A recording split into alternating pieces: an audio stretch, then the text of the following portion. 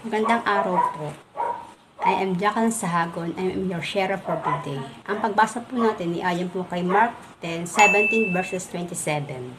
Paano nga ba tayo makakapasok sa kaharian ng Panginoon? Narito po ang ilan, mga bagay na dapat natin isipin at isapuso. Una, ating sundin ang utos ng Diyos. Tulad ng huwag kang pumatay, huwag kang mangalunya, huwag kang magnakaw, huwag kang sumaksil sa katotohanan, huwag kang mandaya. Igalang mo ang iyong ama at ina. Ang mga ito, isa sa mga paraan upang makamit natin ang kalwahatian at kaharian ng Diyos. Ito ang ating gabay sa pang-araw-araw nating buhay. Gayon din ang pagiging mabuti sa ating kapwa. Sabi nga, we will not be poor in giving.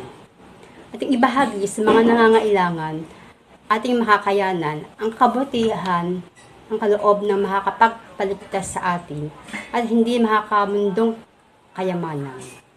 Sa panahon ngayon, kailangan tayo ng ating kapwa, kaya huwag tayo makatubili tumulong sa abot ng ating makakaya.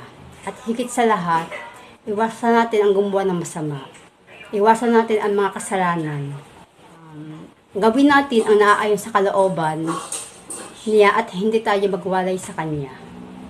God is our good Father who loves us always. Let us do our part in showing our love for Him. So that's all for my reflection. Don't forget to subscribe our YouTube channel, www.faithbook.ph. Thanks everyone. Have a nice day. And always remember, God first.